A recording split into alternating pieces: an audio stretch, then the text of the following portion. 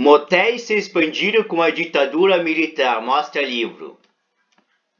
São Paulo, Folha Press. Em sua coluna no jornal Folha de São Paulo, em outubro de 2012, Carlos Heitor Coni escreveu sobre a ascensão dos motéis no Brasil no final da década de 1960.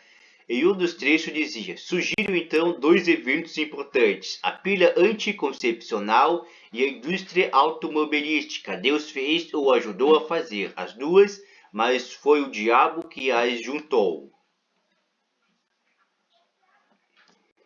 A rigor, os motéis começaram a despontar no país alguns anos antes do começo daquela década, mas tinha outro propósito: hospedar quem estava em viagem pelas estradas do país.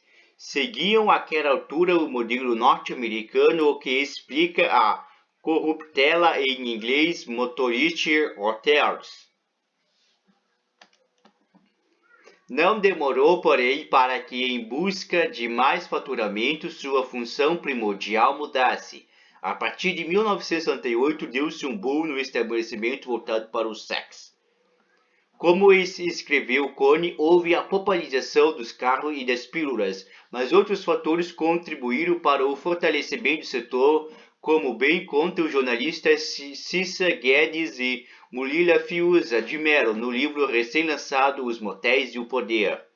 Nessa época, os governadores do Rio e São Paulo baixaram decretos que, em linhas gerais, punham fim à exigência de certidão de nascimento para que casais se hospedassem em hotéis e motéis. Antes das novas determinações, namorados ou amantes tinham que recorrer aos hotéis de alta rotatividade, também chamados de hotéis suspeitos, e aos drive-ins, sorte de quem podia escapulir para as garçonieres, os pequenos apartamentos destinados a encontros amorosos. É preciso lembrar também o milagre econômico brasileiro, período que vai de 1967 a 1973, em que o país cresceu em forte expressiva. Parecia a combinação perfeita para a consolidação dos motéis: pílula e chave do carro na mão, dinheiro rolando solto no mercado e leis favoráveis àqueles que queriam namorar em paz. Mas havia um outro fator muito menos comentado que os anteriores e por isso tema de investigação dos autores. Sob o governo federal, a Embratur, a empresa brasileira de turismo fundada em 1966, promoveu uma onda de injeções fiscais e incentivos financeiros para o setor de hospedagem, nos quais os motéis estavam inseridos.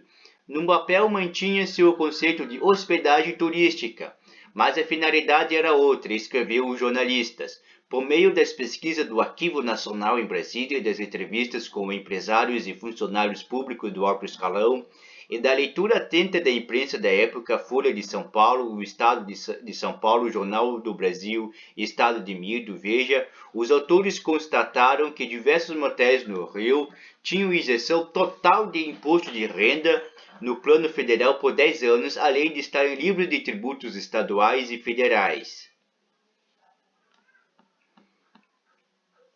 Um motel em Barueri, da Grande São Paulo, pagava só 50% de imposto de renda e nada de impostos municipais. Do ponto de vista jornalístico, esse é o grande trunfo do livro: mostrar com depoimentos e números que a ditadura militar agiu com uma benevolência incomum para o enriquecimento dos donos de motéis, e tudo isso a partir de uma falsa premissa: o estímulo ao turismo. Esse financiamento para os motéis não se deu de forma deliberada. A ditadura não resolveu ajudar os motéis, mas isso acabou acontecendo pela recorrente falta de fiscalização e foi se perpetuando, afirma Cissa. Só em 1983 eles foram definitivamente excluídos na classificação de meio de hospedagem, medida que fechou a torneira dos incentivos.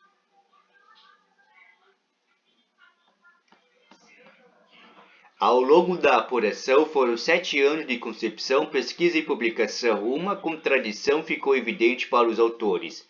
Embora defendesse os ditos valores tradicionais da família sob égide égide cristã, o regime estimulava o surgimento e o desenvolvimento dos motéis, lugares execrados por padres e grupos conservadores como a Senhora de Santana.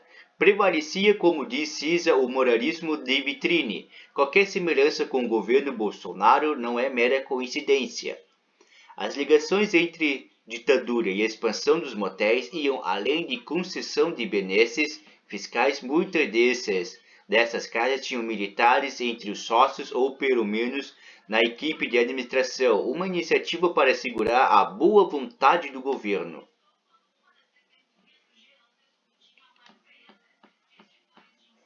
O jogo poderia ser bem mais baixo. O SNI, Serviço Nacional de Informação, enviava arapongas para os motéis a fim de espionar políticos de oposição ao regime, como aconteceu com o pernambucano Fernando Lira, do MDB, fotografado em um quarto com a mulher de um senador.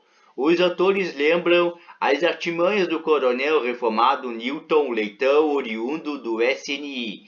Ele montou um grupo responsável pela criação de um seguro contra acidentes para frequentadores de motéis e passou a oferecê-los aos empresários do setor. Em troca, esses locais estariam blindados de qualquer tipo de fiscalização. O golpe só não foi adiante porque uma reportagem do jornal O Globo revelou o esquema. Os motéis e o poder. Ainda traz à tona personagens representativas da longevidade e hipocrisia que reina por aqui.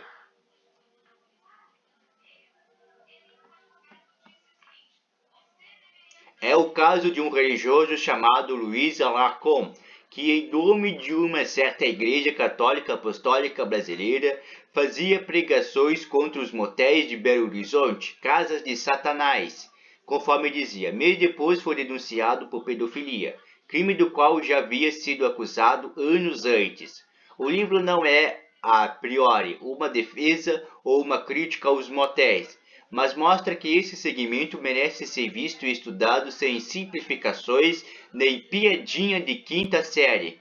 Como disse Issa, antes da pandemia, segundo Fiuza, o setor gerava cerca de 500 mil empregos diretos ou indiretos. Para o jornalista, é hora de reconhecer que os motéis também têm sido um espaço para a descoberta do prazer feminino. No final dos anos de 1960 e começo dos 1970, muitas mulheres puderam enfim exercer plenamente sua sexualidade nos motéis. Nas pesquisas para o livro descobrimos uma senhorita que, pouco antes de morrer, pediu que as cinzas dela foram depositadas no Jardim Vips, motel que funcionou no Rio por 48 anos. Ela disse que, para a neta, que tinha vivido lá alguns dos momentos mais felizes de sua vida. Os motéis e o poder, da perseguição pelos agentes de segurança ao patrocínio pela ditadura militar. Onde? À venda na Amazon e na rede de livraria Travessa. Preço R$ 48,00, e-book R$ 25,00. Autor Cisa Guedes e Murilo Fiuza de Mello. Editora Lançamento Independente, 299 páginas.